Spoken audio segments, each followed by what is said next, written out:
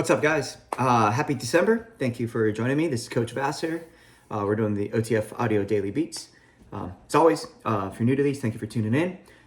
If you find value in these videos, information is in description on how to support me. Breaking down day one of 12 days of fitness. Keep in mind to get their aluminum mug, 6 of the 12 workouts, 2G, 3G, strength 50, tread 50, they all count, 1 workout per day. 2G and 3Gs are obviously themed, and then the strength and tread 50 are not. So if members ask, there you go.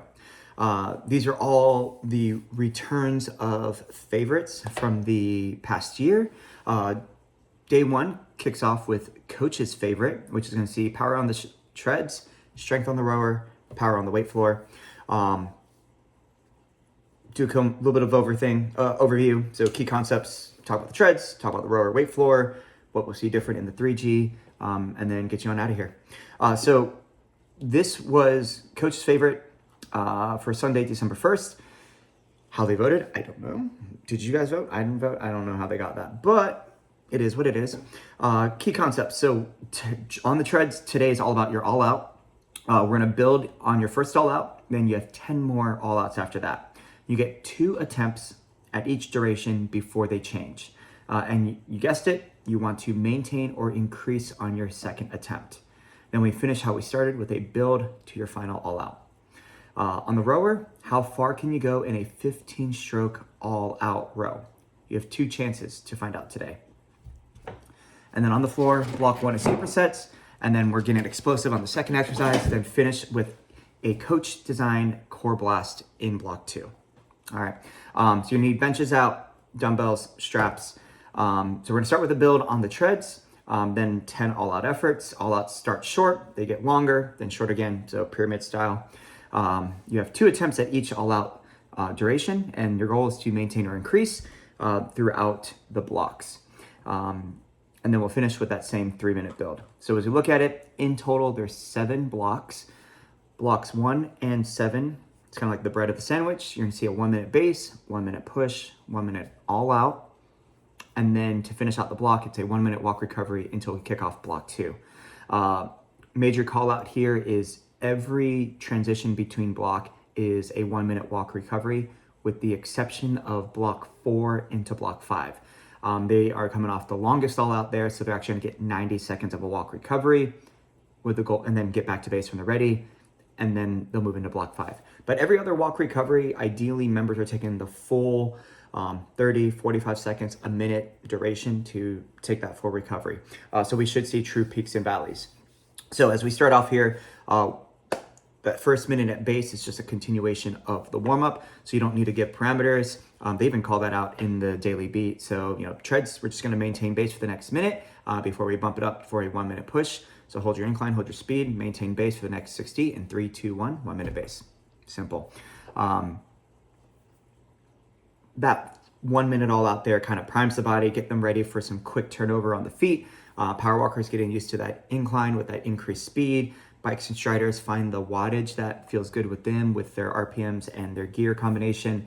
And then we want to be able to maintain that throughout.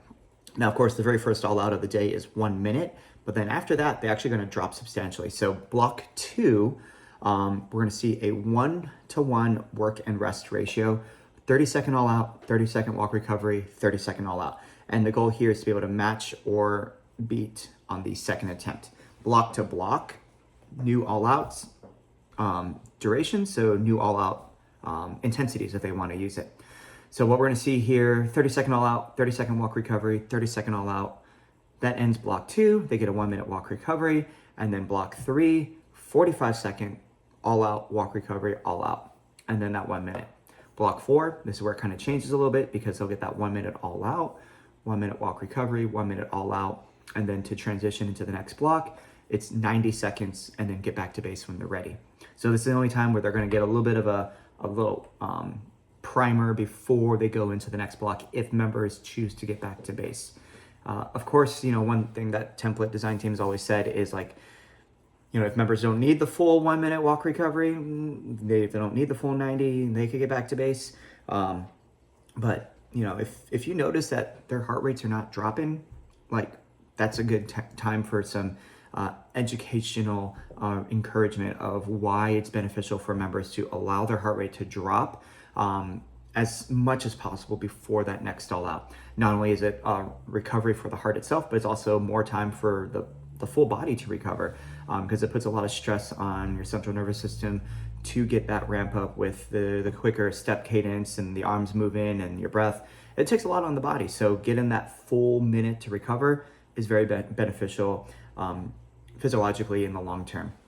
Now, when we go to block 5, this is where they are going down on that pyramid. So now we're going to go back down on the durations for 45 seconds each. Block 6, we're going to see 30 seconds each. And then they'll get that 1 minute walk recovery, and then they'll move into block 7, which is a repeat of block 1. So they'll get back to base for a minute, hit that 1 minute push, finish with their final all out for 1 minute. And that's gonna be the treads. So main thing that, as you're looking at here, repetition as a coach can be, tough, because you're always doing 3, 2, 1, all out, 3, 2, 1, walk recovery, 3, 2, 1, all out, 3, 2, 1, walk recovery, over and over and over. So finding different ways of kind of hyping up your members is very beneficial. Whether it's, those motivational cues of like channeling your inner athlete. This is your opportunity to, sprint through the finish line. Or if you want to kind of tie in, Black Friday shopping, be like, hey, you're sprinting through the, Target entrance to get that deal, whatever. I don't Black Friday shop. That's what Cyber Monday's for. Anyways, that's the treads, nice and simple there. When we look at the weight floor and rowers, 2 blocks here, a longer block, and it's gonna be 16.5 minutes. They're gonna go back between the weight floor and the rower a couple times. There's only 2 row attempts, and they do mention that 15 stroke all out row. They don't really give a hard cap on their stroke rate, even though it is strength based. Even in the 3G, they don't mention anything about stroke rate, but they do give a distance goal of like, hey, with 15 strokes, we should get like 120 to maybe 180 plus meters. So knowing that, they should hopefully have more of a lower leg stroke rate, but more emphasis on the leg drive to get that all out feeling. So maximize power as they explosively drive back, and then kind of take that recovery, explosively drive back and recover. So these 15 strokes should hopefully take, maybe about 40 to 45 seconds. When we look at the weight floor movements, we're going to see back-to-backs. We have a pull-push combo. So the main focus here is for power is all about the tempo changes. First movement of each pair is a regular tempo, so 2 down, 1 pause, 2 back up. But then the next movement paired up with it is explosive, whether it's explosive tempo or just explosive in general. So we start off with a strap pull-up for 8 reps, and then that goes right into the bench chest press with an explosive tempo, anywhere from 4 to 8 reps. So ideally here, moderate to heavy weight, 1, 2, 3, pause, explode up. When they start to lose that steam on the way up, that's where they should stop there. Rest, they'll do 2 rounds, then they hit the first row attempt. When they come back, now they tackle lower body.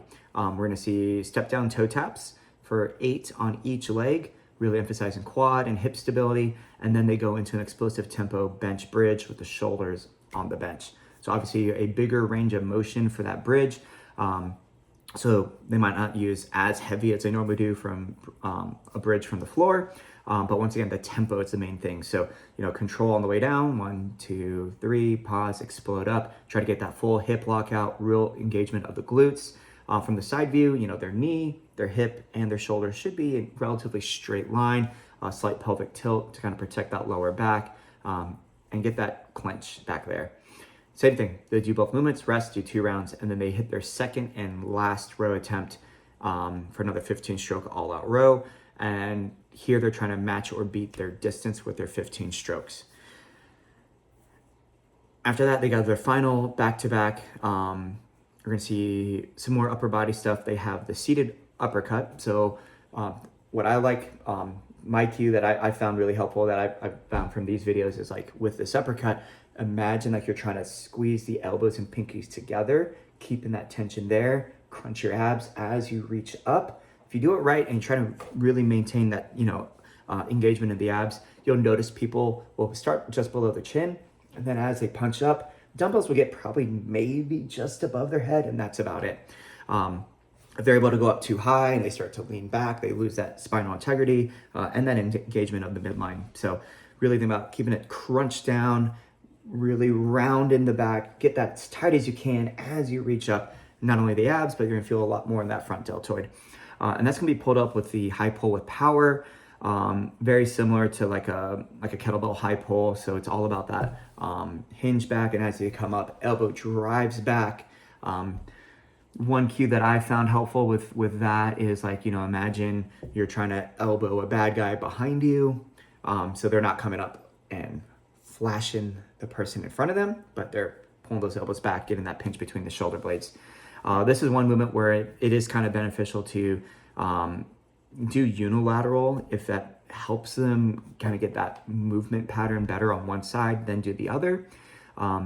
A good option here, of course, is if they wanted to do like a tempo high pull. So, quick on the way up, and then 1, 2, 3, and then there's no hinge to it. After these 2 rounds, then they're going to only repeat the 6 movements on the floor until they finish up. Now, after tread block 5, that's where you're going to set up the next block for the floor. It's going to be 5.5 minutes. You're going to select 2 to 3 mini band core exercises, either based off of sets and reps or based off of time for this 5.5 minute block. And then also that includes a 1 minute coach's choice core finisher. So the only thing holding you back is your own imagination and of course the exercise library. With a lot of these movements, a lot of, minimal spinal flexion and extension or rotation. So if you wanted to do some lateral based movements or rotational based movements, that'd be really good to help kind of benefit for the members. In the Daily Beat, they do give some recommendations of like, obviously you want to keep the bands in the same spot so that way it's less hassle for the members, but they gave like, hey, do like the low band bird dog single arm glide, and then they could flip over on their back and then go into that low band toe reach where the band stays on the arm and they crunch up. That way they're still getting that shoulder engagement of holding the bands apart. So have fun with that, but of course, use that exercise library to your benefit to get the most out of it. And that's gonna be the 2Gs. When we look at the 3G, we're gonna see only 4 blocks on the treads, 3 blocks on the rower, and then 2 blocks on the weight floor. So the treads, they start and finish with that same build, a minute each. They only have a 1 minute walk recovery, and then they're gonna see a 1 minute all out, 1 minute walk recovery, 1 minute all out for block 2. And then block 3 is 45, 45, 45. 1 minute walk recovery, get back to base when they're ready for the next tread block, and then they finish with that repeat of block 1 with that base push all out 1 minute sequence.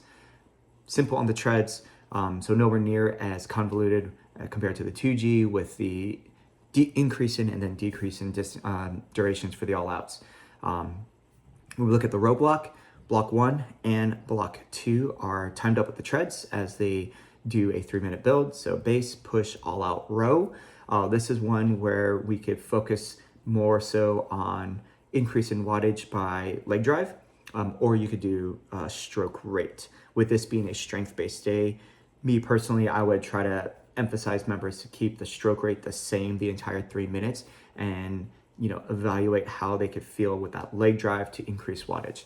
The second block is almost like the rowing from the 2G. They're gonna have 6 minutes and 15 seconds to complete a 15 stroke all out row, rack their handle rest as long as they need, check, remember their distance, match or beat it multiple times. If their 15 stroke all out row takes about 40 to 45 seconds, they'll probably take about 30 to 45 seconds to rest. So if, kind of stretch it out, about 90 seconds. So they'll probably get 4 attempts of that. And then they'll repeat the first block timed up with the treads again. So base, push, all out.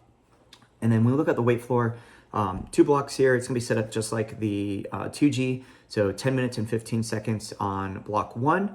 They're gonna do the same 6 movements that we saw in the 2G, same setup, except for there's only 1 round per sequence. So they do the pull-up, they do the chest press, they rest, then they go to the step down toe tap, bridge, they rest, and then uppercut, high pull with power, rest, and then they repeat it all again. So this is one where members definitely need to be very acutely aware of where the person next to them is, especially, you know, between the strap and the bench. So it could get a little claustrophobic over there. So just be aware of that. And then the second block, it's only 3 minutes. Same thing, so like 2 to 3 mini band core exercises.